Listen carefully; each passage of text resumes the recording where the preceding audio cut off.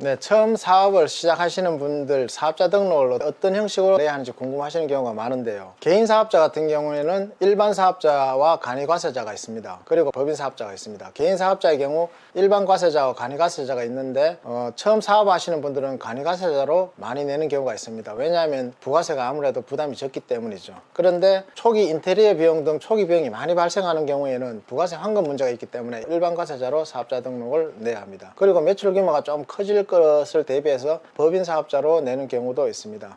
그래서 어떤 사업자를 낼 건지 사장님 혼자서 판단하시기보다는 사업자 등록을 하기 전에 세무사무실을 통해서 상담을 받는 것이 사업자 등록을 내고 그 이후에 상담하는 것보다 더 유리하다고 보시면 됩니다. 그것을 적극 추천합니다. 그리고 세무사 사무실에서 신고하는 유형이 두 가지가 있는데요. 신고 대리가 있고 기장 대리가 있습니다. 신고 대리의 경우에는 개인 일반 사업자의 경우 1년에 부가세 신고 2번, 간이과세자는 1번, 그리고 종합소득세 신고 5월에 1번, 그때만 신고를 의뢰하는 경우가 있습니다. 그때는 신고 대리를 세무사 사무소에서 신고 대리를 해주고 있고요. 아니면 월 기장을 맡기시고 매월 관리받는 경우가 있습니다. 인건비나 4대 보험 등, 그리고 매출이나 각종 비용 등 매월 관리를 받는 기장 대리가 있습니다. 기장 대리의 경우에는 매월 기장료를 지급해야 합니다. 그리고 신규 사업자의 경우 세무사 사무실에 미리 오셔서 상담을 받고 사업을 시작하는 것이 상당히 도움되고, 세무사 사무실에도 무조건 기장하라고 얘기하지는 않습니다. 매출 규모나 업종 등 모든 것을 검토하고 지금은 기장 대리가 아닌 신고 대리로서 충분하다고 말씀드리고,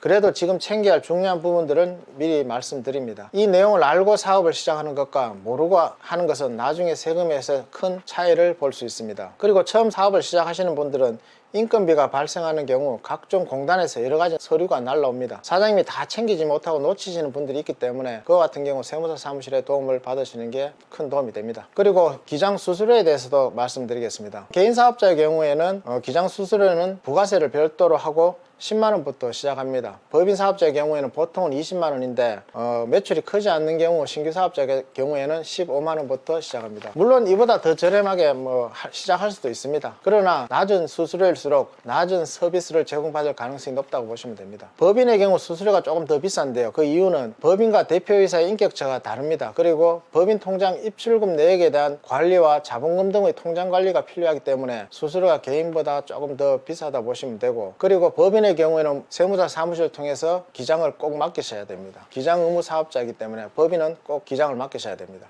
또한 간이 사업자의 경우에도 매출이 크거나 인건비 등이 발생할 경우 기장 대리를 맡겨서 일반 사업자로 전환되기 전부터 관리받는 것이 도움이 된다고 보시면 됩니다. 매출이 크거나 손실이 많은 경우에도 기장을 맡기시는 것이 큰 도움이 된다고 보시면 됩니다. 매출이 많아지는 경우 매출 누락이 발생하는 경우가 많습니다. 특히 요즘에는 배민, 여기 어때 그런 어플들이 많고요. 그리고 현금 수입 업종도 많습니다. 그와 같은 경우 매출 누락하는 경우가 많기 때문에 세무사 사무실과 미리 컨택하여 매출 누락이 발생하지 않도록 하고, 그리고 비용 등에 대한 대비가 철저히 필요합니다. 그렇지 않고 3월이나 5월에 법인세나 종합소득세 폭탄을 맞을 수 있습니다. 그때 와서 시간이 지났기 때문에 비용 처리되지 않는 경우가 많습니다. 사업자의 경우 또한 은행 대출을 이용하는 경우가 많은데, 은행 대출 시 은행에서 요구하는 재무제표를 제출하려면 회계사무실을 통한 기장대리를 통해 재무제표를 만들 수 있고, 또한 재무제표가 중요한 업종의 경우는 자본금 및 대출 비율 등을 고려하여 재무제표 등이 작성되어야 합니다. 한 가지 예로 종합소득세를 적게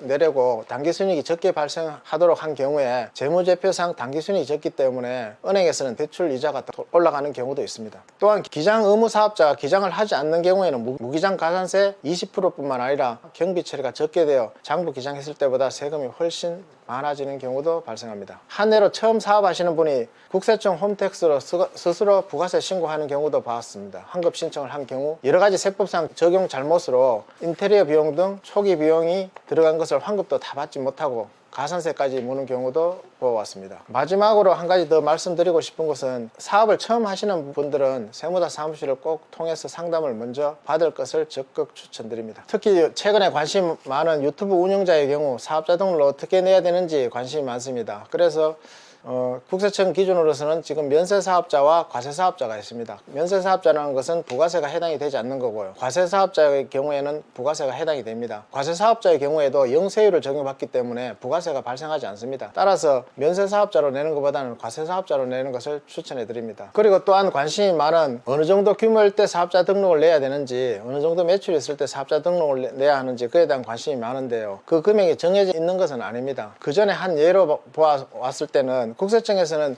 지금은 실익이 없기 때문에 금액이 작은 것까지 다 신고 관리를 하지는 않습니다. 그러나 모든 자료는 다 국세청에 있다고 보시면 됩니다. 그 자료를 언제 소명을 받느냐에 따라서 그게 5년 있다가 또 나올 수도 있습니다. 국세청에서는 5년 있다가 안내문을 발송해서 신고 누락된 것을 다 신고하라고 하는 경우가 있습니다. 그때는 가산세까지 물고 비용 처리가 안 되는 경우도 많기 때문에, 그런 불리이기 때문에 규모가 어느 정도 되시는 분들은 사업자 등록을 내시고 종합소득세 신고하는 것이 맞다고 생각합니다.